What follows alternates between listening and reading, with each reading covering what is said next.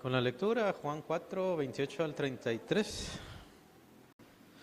Ya hemos leído versículos 28, 29.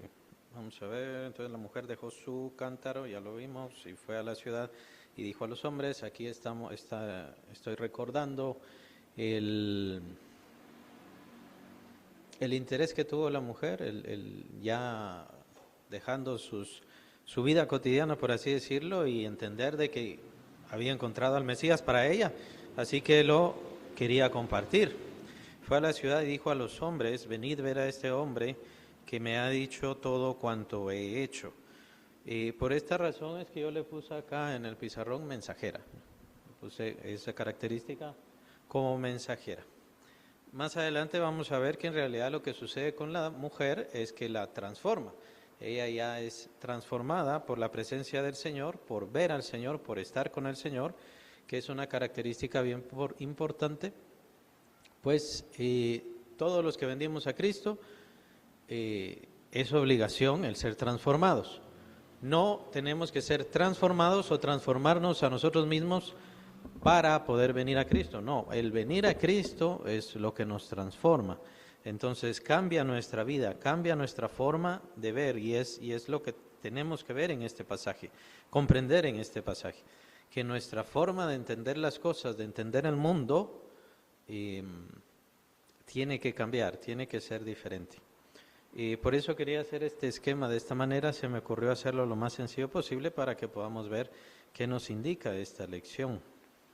¿No es este el Cristo?, le dice la mujer a los varones de su ciudad. Versículo 30, entonces salieron de la ciudad y vinieron a él. Entre tanto los discípulos le rogaban diciendo, Rabí, come. Él les dijo, yo tengo una comida que comer que vosotros no sabéis. Entonces los discípulos decían unos a otros, ¿le habrá traído alguien de comer? Bueno, recordemos el versículo 27, dice, en eso vinieron sus discípulos y se maravillaron de que hablaba con una mujer, sin embargo, ninguno dijo, ¿qué preguntas o qué hablas con ella? La única palabra es maravillarse, ahí no quiere decir que estaban ofendidos, no quiere decir que ellos se habían molestado, porque Jesús le hablaba a una mujer y además que era samaritana. Pero vamos a ver la lección que nos indica. Versículo 32, yo tengo una comida que comer y vosotros no sabéis, ya lo empezamos a ver la semana pasada, pero es mejor que lo terminemos y lo completemos con el pasaje siguiente. Y versículo 34, Jesús le responde a los discípulos, mi comida es que haga la voluntad del que me envió y que acabe su obra. Bueno, el inicio de este pasaje, que van a ser algunos cuantos versículos donde el Señor también sigue con conversación muy interesante, me llamó mucho la atención, la voluntad del que me envió. ¿Quién es el que envía a Jesús? Es el Padre Celestial.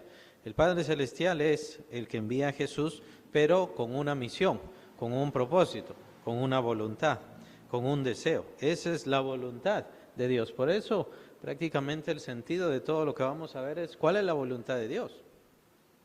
Y tratemos de no olvidar lo que ya hemos venido hablando, incluso aquellas preguntas que le hace la mujer al Señor Jesucristo.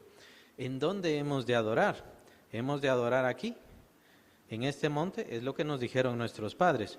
¿O debemos adorar en Jerusalén? Digámoslo así, ¿cuál es la voluntad de Dios? Porque si hacemos la voluntad de Dios, entonces Dios está contento, ¿no? Entonces la mujer estaba buscando la voluntad de Dios. ¿En dónde debemos adorar al Padre? ¿Cómo debemos adorar al Padre? Estaba buscando la voluntad de Dios, para agradar a Dios. Ahora, Jesús es cierto que está cambiando esto. No se trata de adorar a Dios solamente. Sí hay que hacerlo. El Señor le contesta en ese momento, hay que hacerlo espiritualmente.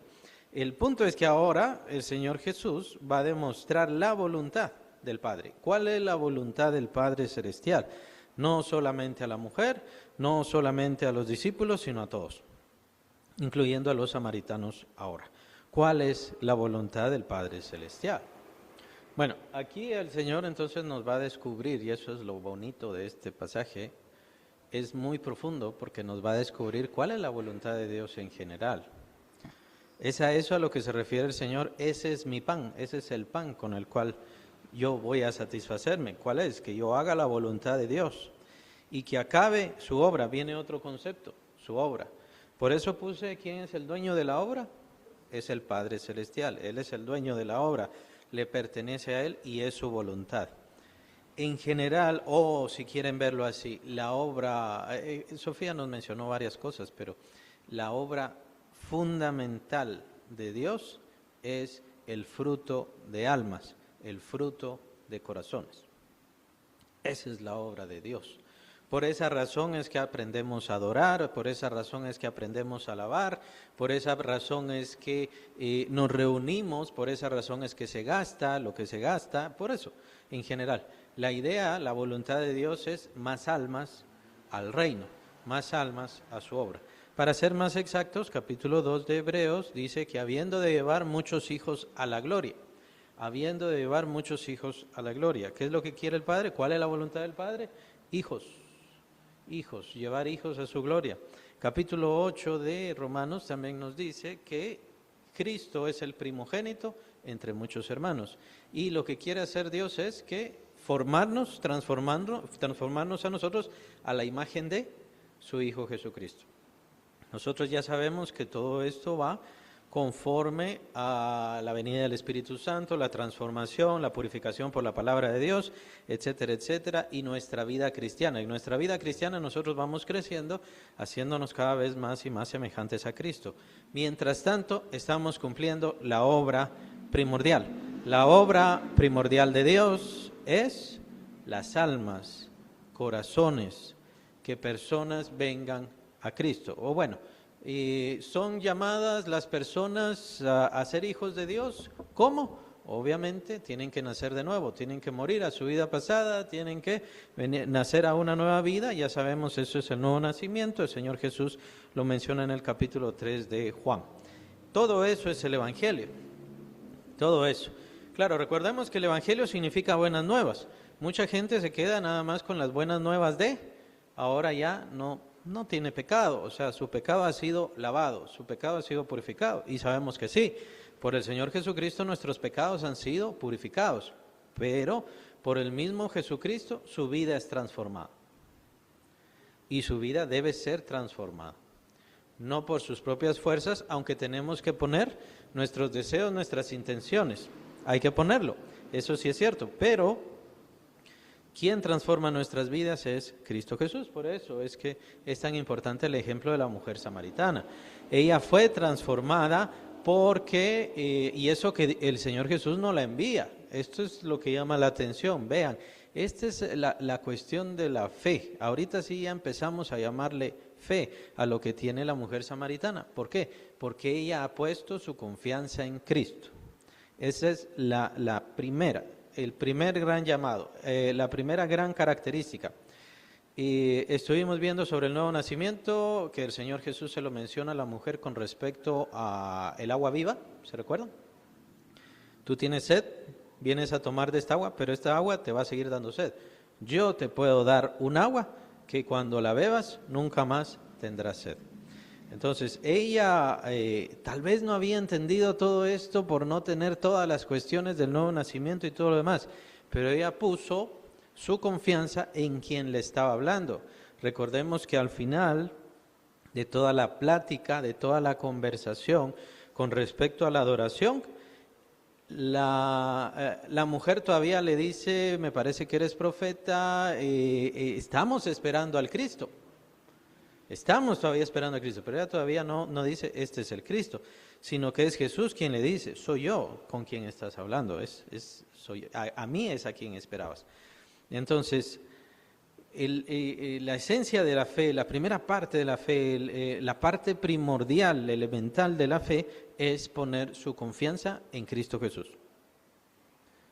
No le sé completamente todo lo que me está diciendo, no conozco exactamente de qué me está hablando. Más adelante bien puede ser que lo vaya a reconocer, a entender, a comprender, ciertamente que sí, cuando venga el Espíritu Santo, cuando venga la predicación apostólica y todo lo demás, pero en este momento yo voy a poner mi confianza en Cristo nada más. Y ahí sí ya le llamamos fe. Pero ella, con la fe que recibe, no solamente es transformada, sino que ya se ve a sí misma como útil. sin darse cuenta, o tal vez sí se dio cuenta, no lo sé, pero sin darse cuenta, ella inmediatamente se vuelve útil para la obra de Dios. ¿Por qué? Porque va a llamar a la gente. Y esa es la obra de Dios. Esta mujer que estaba preguntándole a Jesús en dónde hemos de adorar a Dios, si en este monte donde nos dijeron nuestros padres o en Jerusalén. No, ahora ni siquiera le quiere cantar a Dios, adorar a Dios, exaltar a Dios, pero está cumpliendo la voluntad de Dios. Y ya con eso está honrando y adorando a Dios. Es muy interesante. Ella no lo sabía, pero el Señor Jesús sí lo va a explicar. El Señor Jesús va a explicar que la mujer estaba haciendo el trabajo de los que iban a ser después los encargados. Los discípulos, por eso les puse encargados, ellos iban a quedar encargados de la obra, encargados de la palabra. Ellos tenían que transmitir la palabra del Señor a las nuevas generaciones, pero ellos no estaban cumpliendo. Ellos, ¿qué nos dice? Por eso leímos el versículo 27, ¿cómo se quedaron? Maravillados. Que no nos ilustra el apóstol Juan. ¿Qué quiere decir? Quiere decir que estaban sorprendidos, molestos, sorprendidos, irritados, sorprendidos, extrañados. Se preguntaban a sí mismos por qué Jesús le estaba hablando a una mujer. ¿Qué sentido tiene? Es que no habían visto que la mujer estaba siendo transformada, ya tenía fe en Cristo, ya se había sujetado al Señor y además ya iba a empezar a ser útil a Dios. En ese sentido, en esa voluntad, esa mujer empezó a adorar a Dios. Eso es lo importante. Nuevamente, muchos piensan que adorar a Dios es solo cantar, solo venir a la iglesia y cantar. No, es que tenemos que adorar a Dios en todo momento, en todo lugar, en toda situación, y no hay mejor forma de exaltar a Dios que publicarlo a otras personas, tocar otros corazones. Puedo yo cantar muy bonito, pero si yo no estoy publicando, no estoy llamando a otros al arrepentimiento, a que oigan del Señor Jesús, el canto no sirve de mucho. No estoy cumpliendo la voluntad de Dios. Es importante entender esto. ¿Qué es lo que Dios quiere? Lo que Dios quiere es que compartamos la palabra. Lo que Dios quiere es que llamemos corazones. Lo que Dios quiere es que toquemos otras vidas y que llevemos a Jesús a estas personas y que estas personas vengan a Cristo también. Eso es lo que quiere, esa es la voluntad de Dios. En esa voluntad Dios se agrada, Dios es contento. Salgamos entonces de la cuestión de adoración que solamente se refiere al canto, al canto aquí en la iglesia, que también muchos piensan eso. No, usted tiene que cantar en su casa, tiene que adorar en su casa. Y el mismo canto, la misma adoración debería ser un testimonio para otras personas, para los que están cerca de usted. Le pregunto, los que están en su trabajo, ¿saben que usted adora a Dios? ¿Sabe que usted bendice a Dios? ¿Por esto? ¿Por aquello? ¿Por lo que pasa? Gracias te damos, Señor.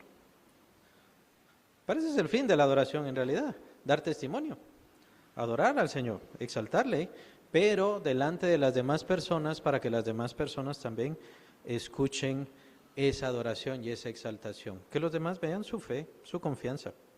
Ya vean los religiosos, ahí ponen las imágenes, ahí tienen sus crucifijos, que son amuletos en realidad, son principios de amuletos.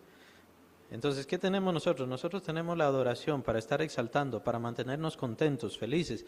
¿Por qué estamos felices? ¿Por qué estamos contentos con nuestra situación? Porque el Señor nos cuida, porque el Señor nos guarda, porque el Señor nos protege. Eso mismo da testimonio a las demás personas.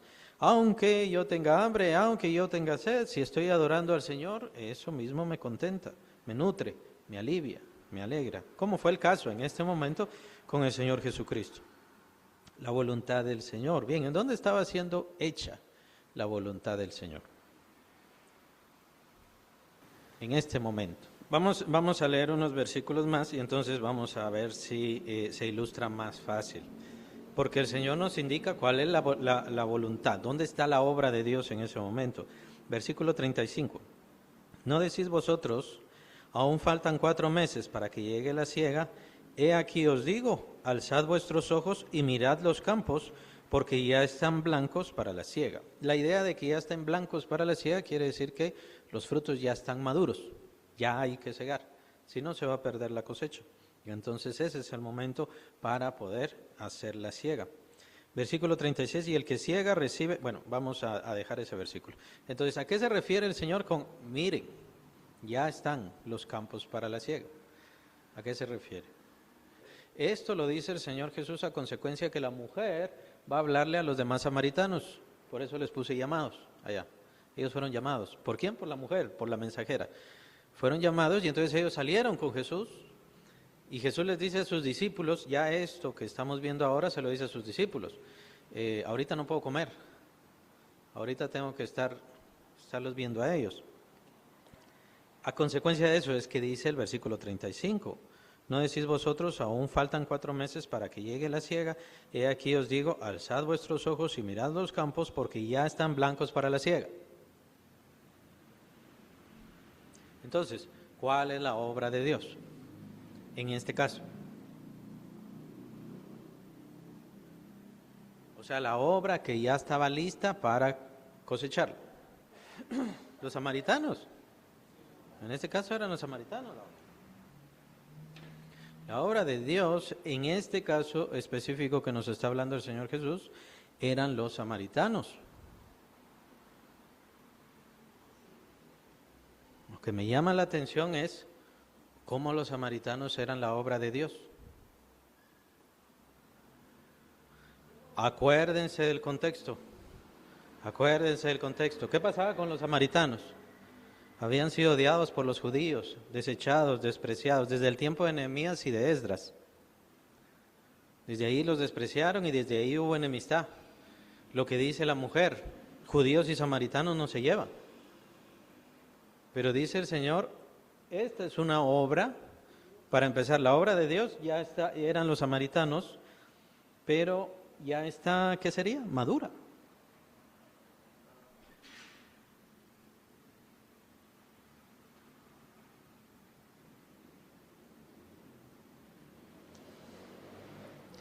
La obra de Dios hecha en los samaritanos ya estaba madura, ya estaba lista para cosechar. Por esa razón es que la mujer samaritana se entrega a Cristo. Se entrega a Cristo y los samaritanos, cuando van a escuchar a la mujer, muchos creyeron por lo que dijo la mujer. De ahí van a escuchar a Cristo, más creyeron porque escucharon a Cristo Jesús. Ahora, ¿esto por qué? Bien importante, porque la obra estaba madura.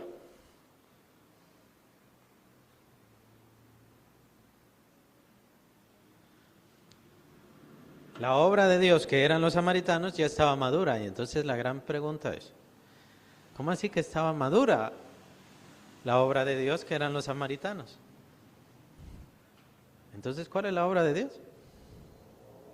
O sea, ¿cómo Dios había trabajado en los samaritanos para que ellos maduraran, listos para la cosecha? Excelente. Entonces vamos a ver las características que lograron hacer que estos llegaran a madurar. No sabía, no es que ya supieran, no es que ya conocieran, pero hubo cosas antes que los llevaron a esa madurez. Cuando viene Cristo, entonces solamente recoge la cosecha. Este es el llamado que quiere hacerle el Señor Jesús a sus discípulos. Es bien importante.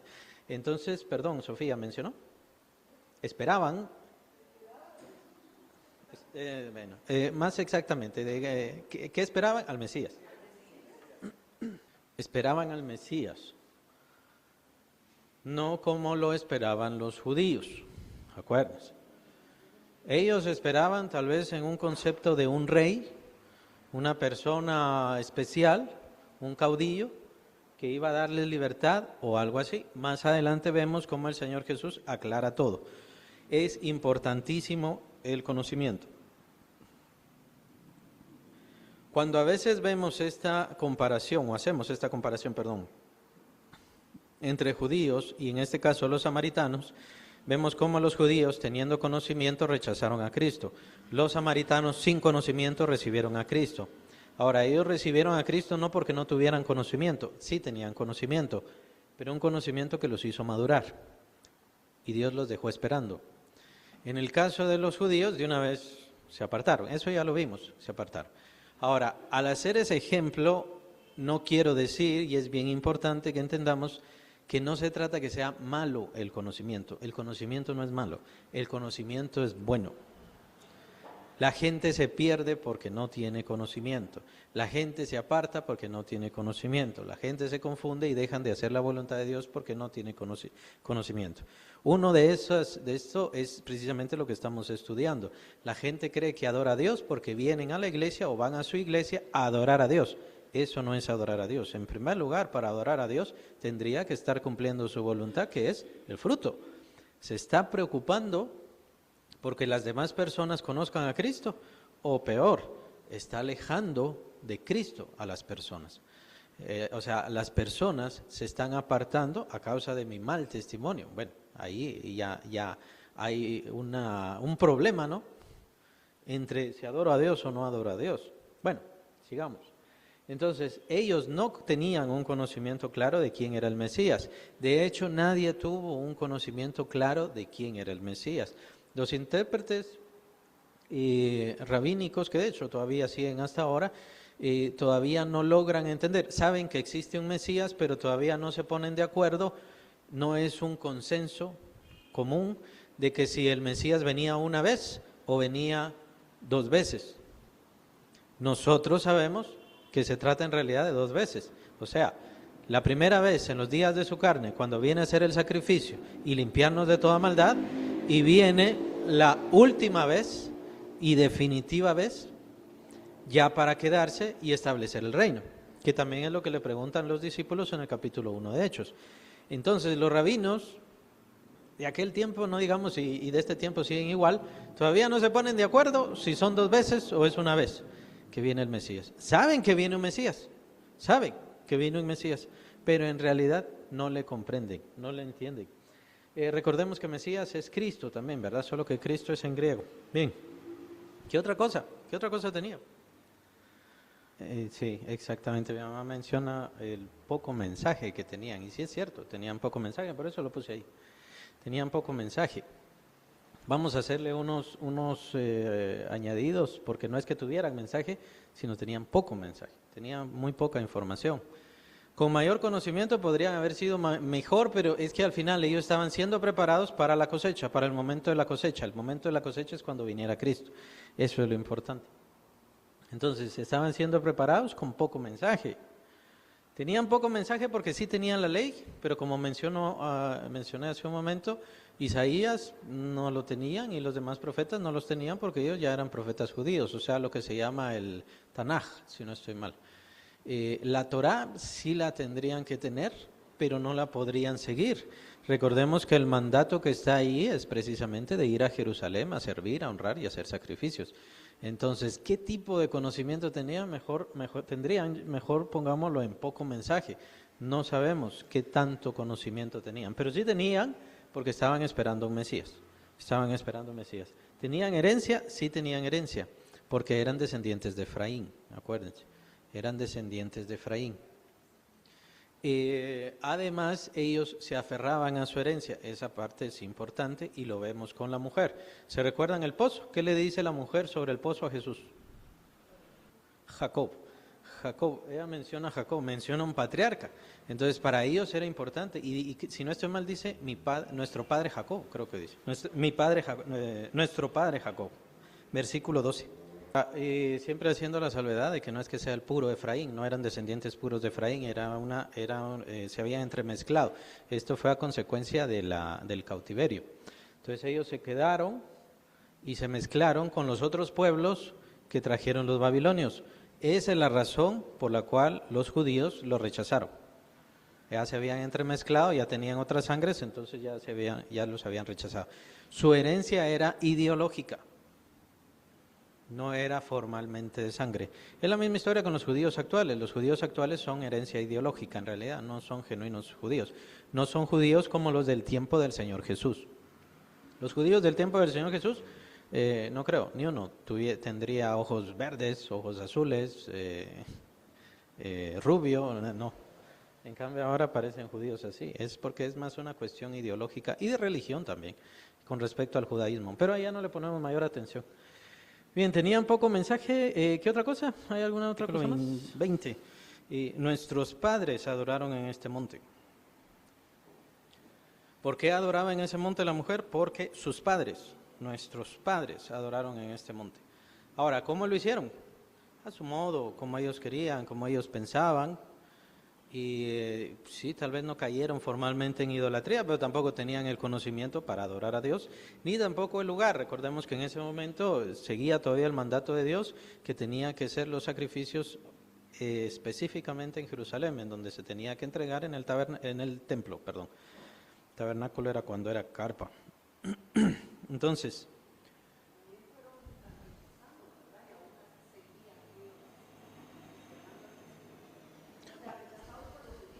ahí podemos obtener algunos cuantos nortes. ¿Por qué si fueron tan rechazados permanecieron creyendo en el Mesías? ¿Por qué mantuvieron esas herencias? Los padres les habían inculcado algo, por eso es que dice que estaban esperando al Mesías. No le conocían, no le entendían. Incluso, recuérdense la señal. ¿Cuál era la señal que ellos, con la cual ellos iban a entender quién era el Mesías? La mujer se lo dice. Así es. Ellos estaban esperando y tenían una señal del Mesías. Es muy interesante esto porque los judíos también tenían señales, pero estas señales fueron dadas por los antiguos, por los profetas que no tenían los samaritanos. Entonces ellos tenían una señal que probablemente se lo dijeron los padres. Él nos va a decir todas las cosas. Es esa la razón por la cual Cristo le muestra a la mujer y le revela. Era la señal que ella estaba esperando para descubrirse que ante la mujer como Mesías. Por eso les dice a los hombres, Él me ha declarado todo lo que he hecho. A eso vamos, porque el Señor Jesús le llama la obra de Dios. La obra de Dios se había hecho en los samaritanos para que fuera ya maduros. Cuando vino Cristo y entonces les habló, de una vez vino la cosecha. Solo tenían lo que había escrito Moisés, por eso puse ahí poco mensaje, que era lo que había comentado mi mamá también. Tenían poco mensaje. Entonces, ¿cómo así la obra de Dios es esa? ¿Cómo reconciliamos la idea de la obra de Dios? Porque creo que nosotros como creyentes tenemos la idea o se nos ha inculcado que la obra de Dios solamente es aquí en la iglesia y solamente los creyentes la hacemos. Pero aquí nos está diciendo otras cosas del Señor.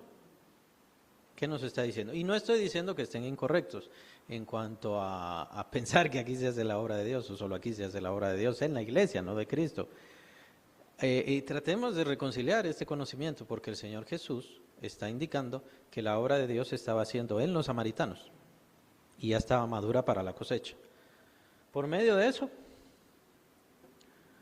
esperar a un Mesías que no sabían exactamente qué iba a hacer y que no tenían todas las señales, pero al menos tenían una señal, les iba a declarar todas las cosas. La herencia, nuestro padre Jacob, nuestros padres nos indicaron que adoráramos en este lugar, que no fue mandado por Dios, fueron nuestros padres. Muy interesante esa característica.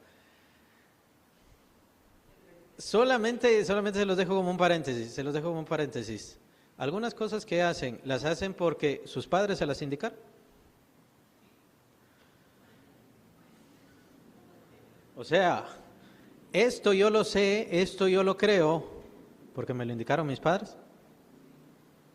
Muchas veces esta situación de lo que llaman el hueso colorado, o esto de así lo aprendí yo y no lo voy a desaprender, y todas esas cosas que muchas veces tienen los cristianos, es a consecuencia de cosas que les han inculcado muchas veces de niños, y de ahí ya no las quieren mover. En el caso de los creyentes que vienen del catolicismo, todavía siguen creyendo en los pecados capitales, todavía siguen creyendo en las fechas, en las tradiciones. Sí, pero ¿y quién se lo enseñó? No fue Dios. Fueron los padres. Aún así, sí, creo que mencionó la hermana sobre que respetaban a los padres. Es muy interesante, muy bueno. En los padres Dios estaba haciendo obra. Parte de su obra, por medio de ellos.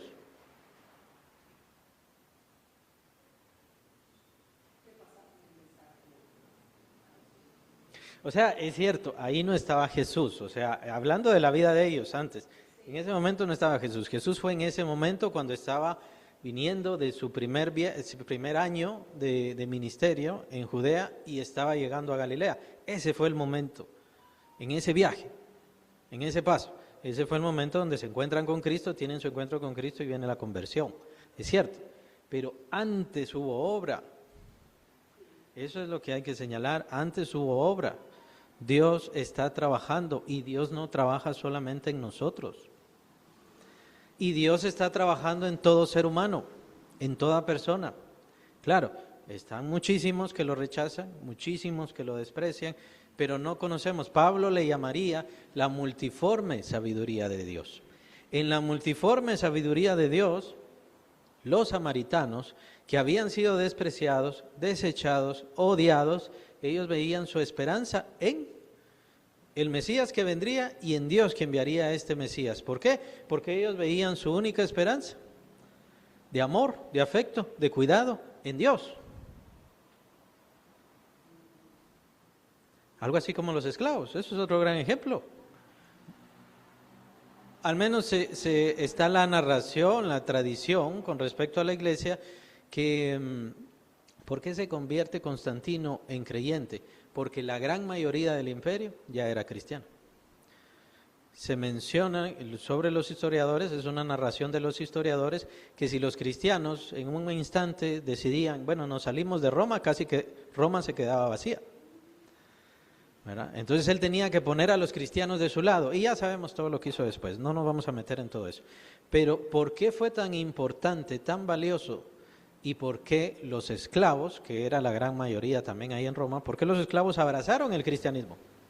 El apóstol Pablo menciona que, perdón, no recuerdo la cita, pero menciona, los libres son esclavizados, es básicamente la idea, son esclavizados por Cristo, pero los esclavos son libertos por Cristo, son hechos libres por Cristo.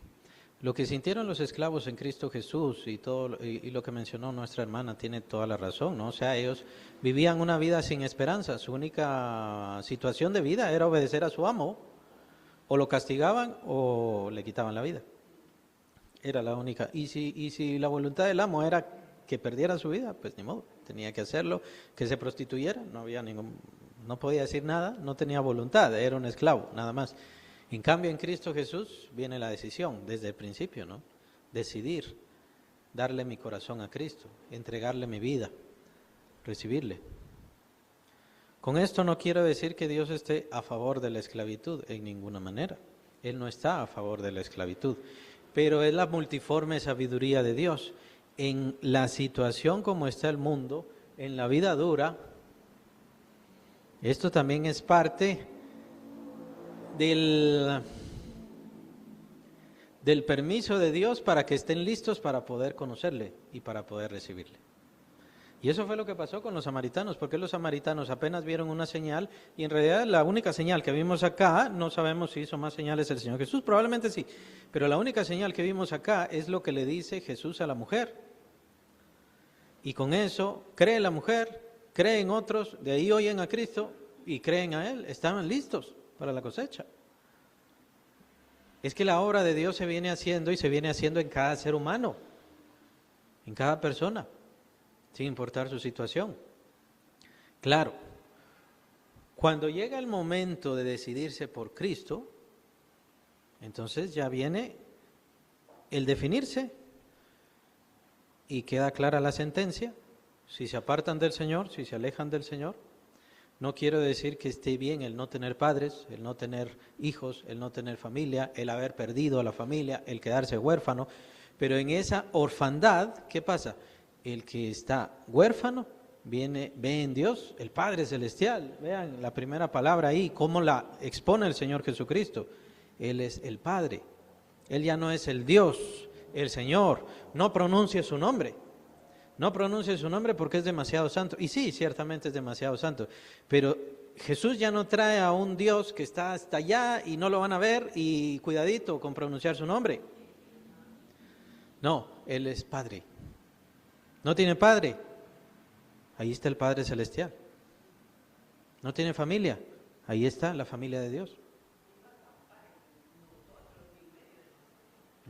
Claro, esto no quiere decir de que todas las personas que son huérfanas vienen a Cristo, pero es parte de la obra de Dios. Así le llama Jesús y así le vamos a hablar nosotros, la obra de Dios. No porque Dios haya querido que eso sucediera, es el permiso que Dios da precisamente para ir preparando los corazones para que puedan conocerle y entregarse a Él.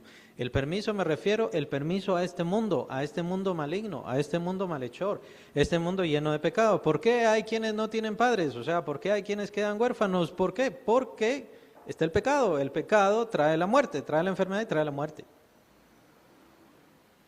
Hay quienes pierden a sus hijos, ¿por qué? Bueno, igual, la enfermedad vino por causa del pecado y entonces por eso viene la muerte. Todo este mundo tiene sus dolores, su sufrimiento y eso es parte del permiso de Dios y Dios lo utiliza, ¿para qué? Para hacer su obra. Por eso es que el mensaje del Evangelio son buenas nuevas de consolación. Lo que usted necesita, el Señor se lo va a dar. Cuando la mujer va a buscar agua, Jesús se da cuenta que su alma es la que necesita agua. Está sedienta, está en el desierto. Y entonces utiliza la imagen, eso es lo que yo te voy a dar. ¿Qué es lo que yo necesito? Compañía, alivio, auxilio. El Señor Jesús me lo puede dar todo. El gran problema, y muchos cristianos lastimosamente tienen este problema, es que sí, yo sé que Jesús es poderoso, pero a mí no me puede ayudar. Yo sé que Jesús es poderoso, pero a mí no me puede quitar esto. No es que no le pueda quitar esto, es que usted no quiere que se lo quite. Y lastimosamente le echa la culpa a Él, o sea, tenga cuidado mejor. No es que Él no pueda. Claro, no lo va a hacer inmediatamente. No se trata de tronar los dedos. Ya, Señor, dime y da la palabra y quítame este mal que yo tengo. Él no lo va a hacer, lleva su tiempo. ¿Por qué? Porque no se trata de quitarnos un mal, se trata de que seamos útiles. Vean a la mujer, por eso ese es el gran ejemplo. La mujer no solamente recibió propósito, valor. Las mujeres de su pueblo la señalaban, los hombres la señalaban, deseándola supongo, nada más, para prostituirse con ellas. Ella lo sabía, ella sabía muy bien. No tenía valor. Y ella misma, ¿cómo se veía? Sin valor. Solamente servía para andar con uno o con otro. Pero Jesús le da valor. Y eso es lo que también nosotros tenemos que ver con respecto a nuestras vidas. Jesús nos da valor. El mundo no. El mundo nos dice otra cosa. Exacto. Nos desprecia, nos odia, nos dice poca cosa, pobres, inútiles, nos abandona. Pero Jesús no. Jesús nos da valor, nos da utilidad, nos da importancia y nos usa. ¿No? Vean el otro gran ejemplo, el endemoniado gadareno. ¿Qué quiere hacer el Señor en su vida? ¿Cómo quiere el Señor transformar su corazón? No, yo quiero quiero estar bien, ya. Sí, todos queremos estar bien, nadie aprecia el dolor. Pero ¿por qué el Señor me va a contestar? Más bien, ¿cuál es la voluntad de Dios para mi vida? ¿Qué quiere Él que yo haga? No quiero decir que esa es la razón por la cual estemos enfermos, solamente que exploremos. Hay más. Ese es el problema con los discípulos. Los discípulos iban a ser los encargados de la obra. Y cuando ven a Jesús hablando con la mujer, estaban maravillados. Probablemente también tenían aquella cuestión y que todavía se mantiene ahora, ¿no? Los hermanos van a evangelizar, pero cuidadito de hablarle a las mujeres. Cuidadito, porque todos van a decir que las andan enamorando. O las mujeres no pueden hablarles a los hombres porque hasta los mismos hombres pueden ir tergiversando todo. Y eso todavía sigue. Eso todavía está. Pero no vemos más allá, no vemos el sentido, no vemos el propósito. Jesús ve el propósito, la obra de Dios. Dios ya estaba haciendo una obra en ellos. En su permiso, en su dejar. En esos años, solamente vean la lucha que tenían los samaritanos con los judíos, estamos hablando mínimo 500 años. 500 años, el Señor dejó esa lucha, dejó ese conflicto. No es que fuera agradable para Él, pero eso abre la puerta para que cuando viniera Cristo, y Él los dejara entrar, ellos entraran con gozo al Señor. Si quieren una forma práctica de reconocer la obra de Dios, ¿cuál sería? Jesús, ¿qué fue lo que vio para decir esta es la obra de Dios? La mujer llegó a tener fe, ¿por qué? Porque confió en Cristo. Eso es, fe. Confió en Cristo. Le obedeció y aún más, hizo más que obedecerle, porque Jesús no le dijo a la mujer, ve y habla a los tuyos, llámalos, no le dice eso. Ella de su corazón quiso hacerlo. Y como ya lo había mencionado, creo que fue la semana pasada o hace 2 semanas, no recuerdo, le fue a hablar a aquellos que la odiaron, a aquellos que la señalaron.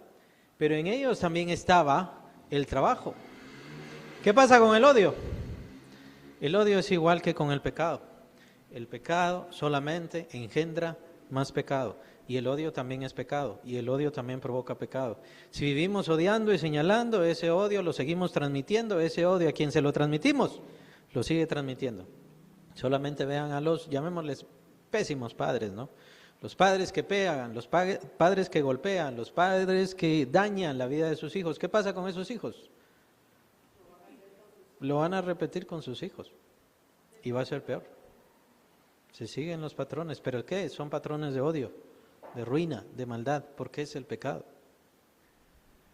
Entonces los samaritanos, bien podríamos decir, sí, odiaron a la samaritana, rechazaron a la samaritana, la vieron con malos ojos a la samaritana, pero cuando viene Cristo viene el cambio, viene la transformación. Entonces ellos oyen a Cristo y ya empiezan a hablarle. Bueno, no vimos esos pasajes, además ya se nos acabó el tiempo, vamos a seguir viendo esos pasajes, pero se rompen estas cadenas, como menciona, estos ciclos de ruina, de maldad, de odio, de rechazo, de desprecio. Se van rompiendo. Tal vez no en las personas que no conocen a Cristo, obviamente. Las personas que no conocen a Cristo, en ellos sigue el odio, sigue el mal. Pero aquel que viene a Cristo, esas cadenas, esos recuerdos, esas fortalezas, ya vimos también lo de las fortalezas, esas fortalezas de odio, de maldad, de rechazo, de perversión, todas esas fortalezas, bien que sí, pueden irse rompiendo, destruyendo. Ese es el propósito. Y es como con el endemoniado gadareno. ¿Qué tenía que hacer? Ahora ve con los tuyos y diles las cosas maravillosas que Dios ha hecho contigo, que el Señor ha hecho contigo. Reconozcamos entonces la obra de Dios que sí está siendo hecha, no estamos solos. No se trata de que cuando nos acercamos a una persona para evangelizarla, ahí estamos solos. No, Dios ya ha hecho obra en esa persona. Claro, no quiere decir que todos van a convertirse, que todos van a aceptar, que todos van a entregar sus vidas. No, lo que quiero decir es que no estamos solos. Nosotros solamente vamos a dar el mensaje, el buen mensaje. Y si esa persona abre su corazón y tiene fe, confía, entonces nos damos cuenta la obra de Dios que está siendo hecha en esa vida desde antes, ese llamado desde antes. Dice el apóstol Pablo que Dios lo apartó desde que estaba en el vientre de su madre, desde ahí estaba haciendo su obra. Y bueno, podrían decir, sí, pero después blasfemó y todo lo demás, sí, pero es que todo esto fue el contrapeso o la razón por la cual Cristo vino y se le manifestó y entonces entrega su vida.